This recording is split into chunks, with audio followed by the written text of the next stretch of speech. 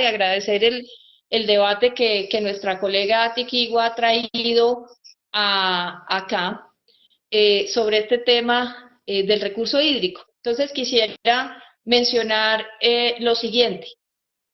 En términos generales, en lo que uno observa en las respuestas de la empresa de acueducto, en la proposición de este debate, pues se muestra que los contratos de obra de los proyectos de corredores ambientales que quedaron firmados en las últimas semanas de diciembre, que estos proyectos siguen teniendo en común una perspectiva de obra dura, en la que el principal rubro es el gasto en concreto que se hace en estas obras, e imponiendo una perspectiva de obra que está por encima de la ciudadanía, que fue una de las batallas que pues, dimos el año pasado en todas estas discusiones y desde hace años. No, no responde la empresa de acueducto inquietudes en torno a la gobernanza en este tema ambiental o a los mecanismos de participación ciudadana en la toma de decisiones. Los habitantes de los entornos de los cerros orientales, de humedales, del río Bogotá son invisibles con este enfoque. No podemos correr el riesgo de mantener esos enfoques en una apuesta política hoy que es absolutamente diferente, que es la de reverdecer a Bogotá.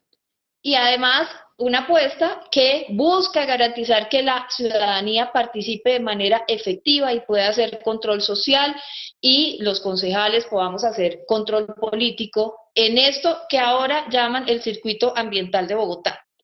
Yo quiero decirles pues con toda franqueza que ese nuevo nombre que agrupa las obras de corredores ambientales ahora con enfoque regional y que incluye parques lineales, parques ecológicos en humedales, parques urbanos, corredores parques ecológicos regionales, parques infiltrantes y humedales artificiales, en ese nuevo nombre se mantiene el enfoque que venía de la administración anterior. Este no es un tema de nombre, es un tema de enfoque, de fondo. Y ya es tiempo de separar esos enfoques de parques duros con inversiones en áreas de abastecimiento que deben ser objeto de la intervención distrital, pero sobre todo pues en estas épocas de cambio climático. Entonces, hasta la fecha esos diseños de las obras han correspondido a han respondido a la capacidad estructural del concreto, pero es claro que en ninguno de los documentos que ha emitido la empresa Acueducto se han presentado informes, por ejemplo, sobre la capacidad de la carga ecosistémica. Yo le pido a la gerente de la empresa Acueducto que esto sea la prioridad en intervenciones que se hagan y que tengan que ver con temas ambientales. Y no es un capricho nuestro, también ha sido un punto de debate, por ejemplo, con la agencia del ANLA. También ha sido un punto de debate en este tema. Bueno, entonces acá tenemos un cuadro donde la empresa de acueducto responde a la proposición hablando de los riesgos de desabastecimiento del plan maestro. ¿Y qué dice la empresa de acueducto? No hay riesgos. Dice que los registros hidrometeorológicos no indican que haya ese eventual riesgo de desabastecimiento, pero eso va en contravía de lo que dice el Plan Regional Integral de Cambio Climático, que ahí en una de las diapositivas creo que se anexa. Ese plan dice que es del 2014, señala que sí hay cambios en la disponibilidad hídrica en un horizonte a 2050.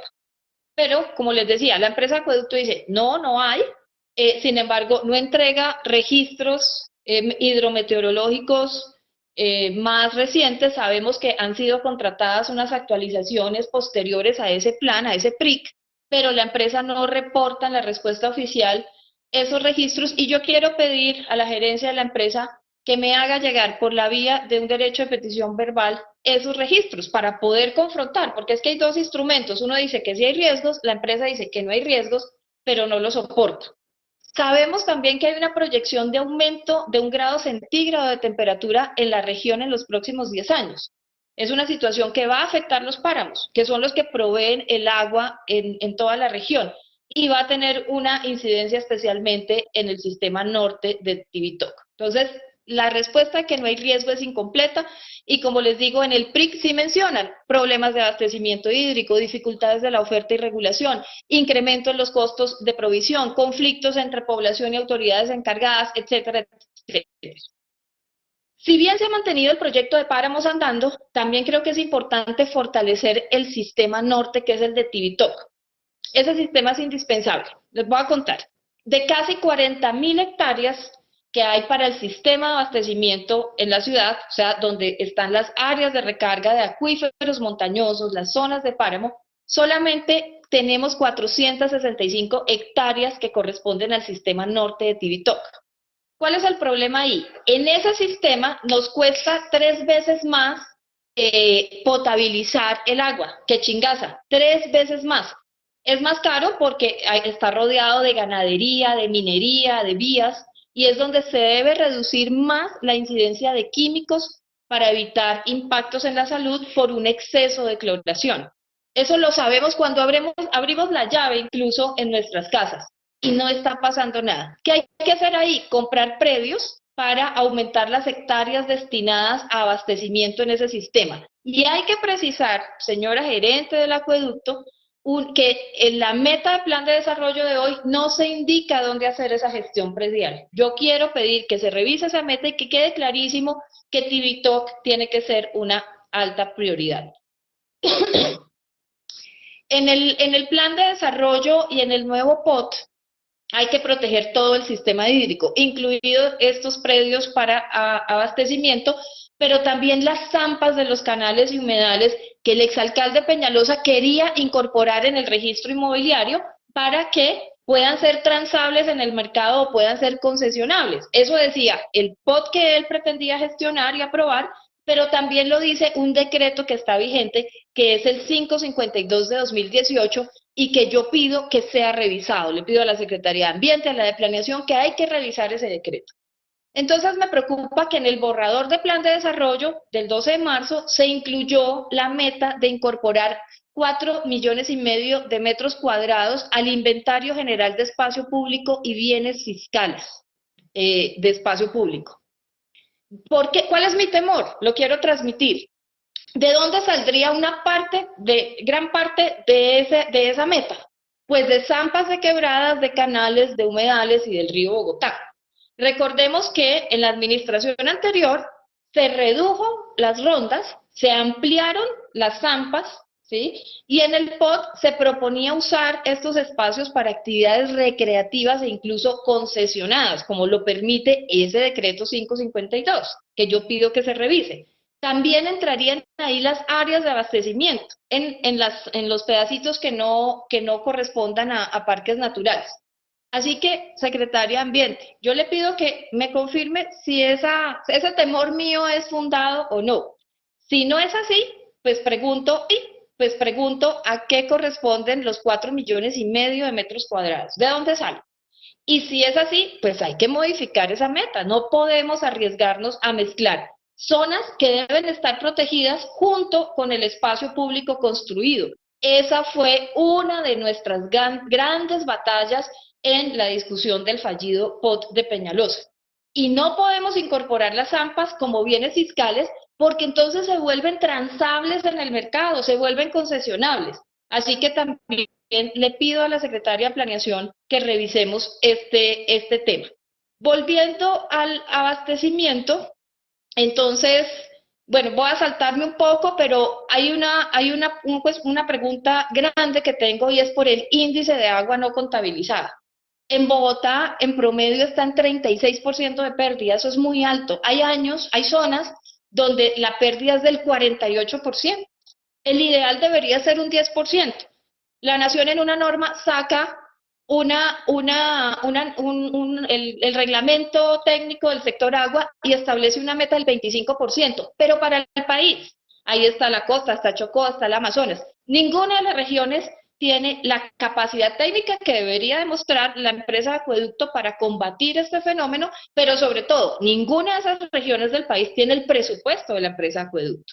Entonces, ¿cuánto de esas pérdidas se deben a problemas de redes y cuánto se debe a que hay gente robándose ese recurso?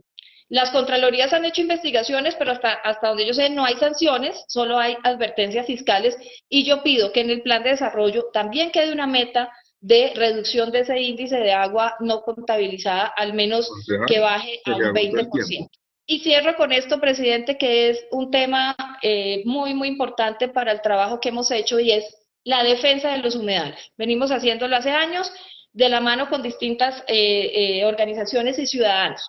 Y me sorprende que la empresa de acueducto mantenga el mismo enfoque que venía en la administración anterior.